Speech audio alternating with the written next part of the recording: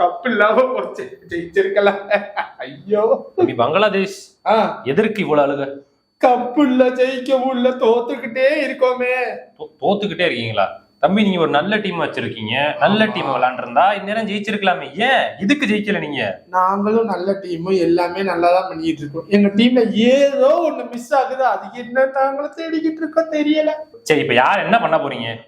பேசாம சக்கிப் அல் ஹசனை கூட்டு வந்துடலான்னு யோசிக்கிறோம். அதான் ஒரே வழி. அவர் ரிட்டையர் ஆயிட்டாரா? ரிட்டையர் ஆனா என்ன, கோச்லயாச்சும் வச்சுக்கிருவோம், கோச்ல வச்சாச்சும் ஜெயிக்கிறோம். சரி, உனக்கு என்ன பிரச்சனைனா, நீங்க 2006ல இருந்து விளையாடுறீங்க. இப்ப நான் 2025. போன வருஷம் வர அந்த மனுஷன் டீம்ல தான் இருந்தா, அப்ப ஏன் ஜெயிக்கல? இத்தனை நாள் அவர் சொல்லி கொடுத்து ஒண்ணும் கேட்கல, இனிமேலாச்சும் அவர் சொல்றத கேட்டாச்சும் ஜெயிக்கிறோமே. ஒரு நிமிஷம், நீங்க செம்ம டீம். இந்த அண்டர் 19 பெர்ஃபார்மன்ஸ்லாம் வேற லெவல். கை கொடுங்க. செம்மையா இருக்கு. இந்தியன் டீமை அப்செட் பண்ணிருக்கீங்க.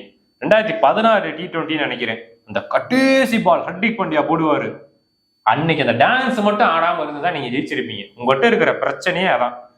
ஒரு மேட்ச் ஜெயிக்கிறதுக்கு முன்னாடியே அந்த நாகினி ஆட்டம் போட்டுருது. இதுக்கு அது இப்ப என்ன சொல்ல வர்றீங்க? விளையாடு, ஜெயிச்சதுக்கு அப்புறம் செலிப்ரேஷன் பண்ணு, அடுத்த வருஷம் கப் அடிக்க ரெடி. சட்டையிலே பாம்பு தான் இருக்கு, பாம்பை போட்டு முதிச்சுட்டு ஜெயிச்சுட்டு வர்றோம்.